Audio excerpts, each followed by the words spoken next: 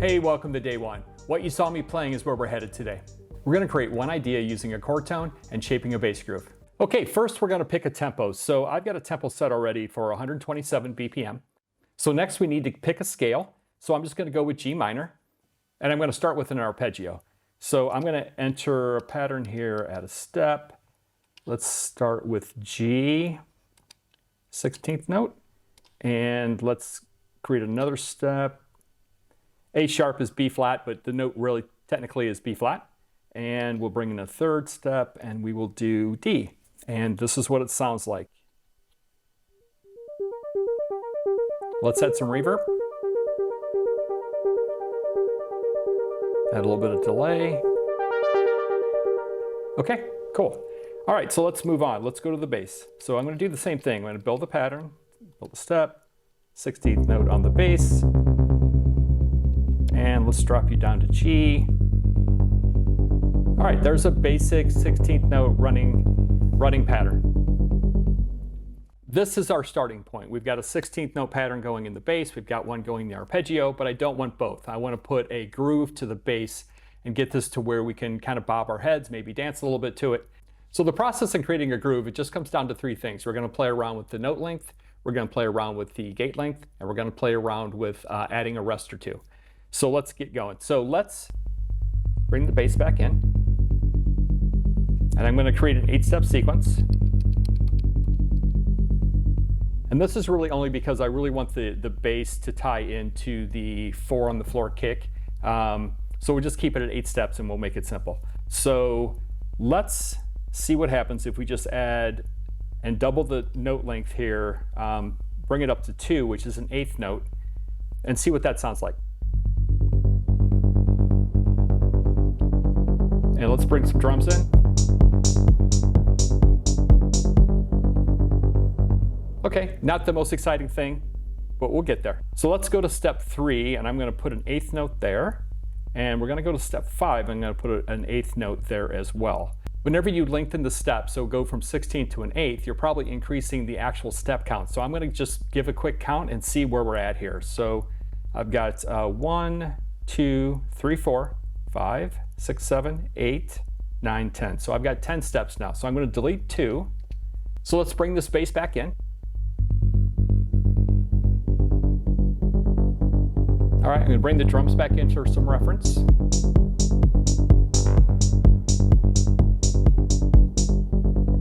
Cool. Okay, that works. So the next is gate length. So I'm going to take our 8th notes and I'm going to just make the gate 100%. So the envelope is on and sustaining throughout that whole note.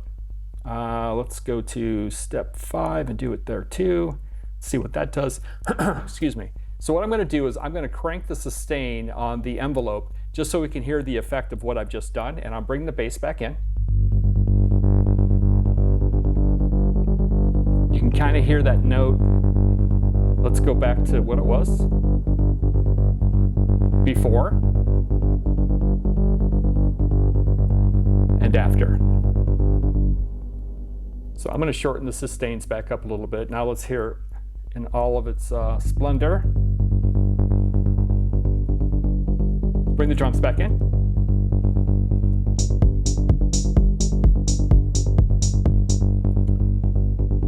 Okay, not bad. I think I'm going to just increase the gates on step 3, and I'm going to go back to a gate of 1 or 50% on step 5. So the last thing is adding a rest or two. So I will, let's see, I'm going to add a rest on just on step 1 here, because since we're on an 8-note pattern, the kick is going to hit on step 1. So do we really need that bass note hitting on step 1? Probably not. So I'm going to put a rest in on I'm going to put a rest in on step 1, and I'm going to bring the groove in, and then I'm going to bring the drums back in. It almost sounds a little weird now with that missing note, but watch what happens when I bring the drums in.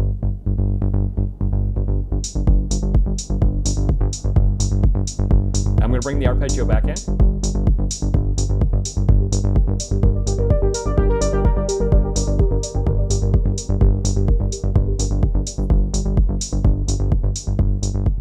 Okay, this sounds musical. It's got a groove that we can bob our head to. And now we have our starting point. Okay, let's try the same idea, but using only one voice. So I'm going to put my headphones on so I can hear what I'm doing. There we go.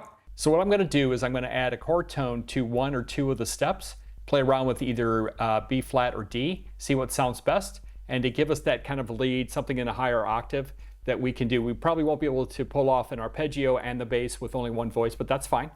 Let's see if we can get something to work.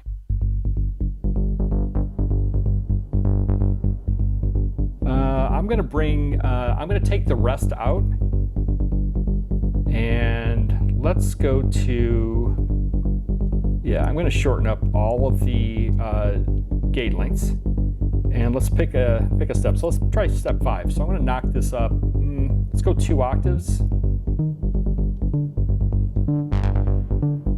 Let's bring that gate length back. Maybe the last step we do.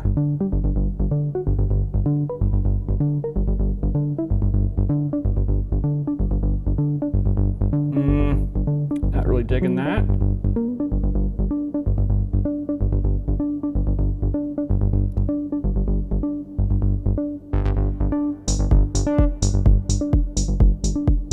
I mean, even that one note works. Kill the drums here. Let's keep going.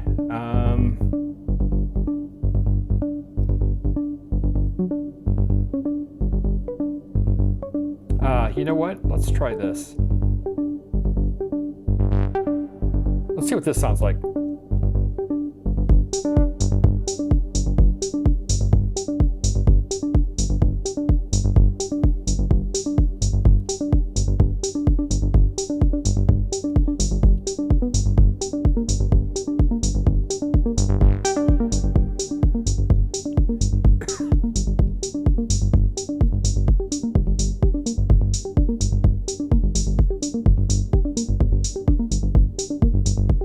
Add another 8th note here. Whoop.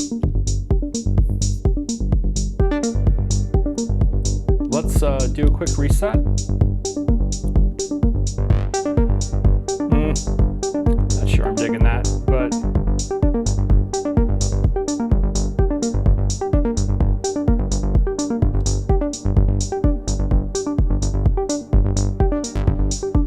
let's see, 1, 2, 3, 4, 5, 6, 7 notes. How did that even happen?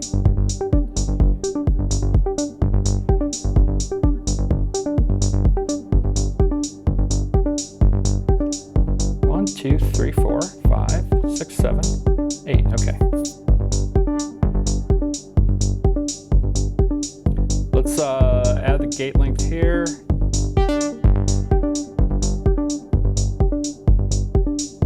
Maybe some delay. Ah, that's cool. Take the drums out.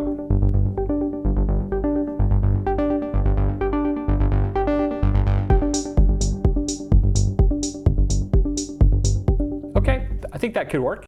There's an example of kind of blending the two. So what we did was we added one chord tone, which was D, and then we added a G just higher up in the register and higher octave. So let me bring this back in. And you can kind of hear the separation between what the bass is and what that lead is doing, and it's only using one voice, which works just fine.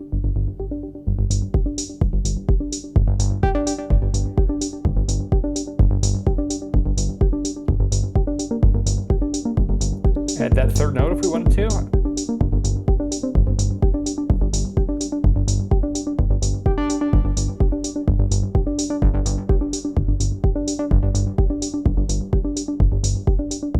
So yeah, all I did was add that extra D at the end, and I would still play around with this, see if I can't find an interesting rest. Well, let's try that. Let's go back to have step 1 with no gate and see what that does. Yeah, still sounds good. I'll see you in the next video. Take care.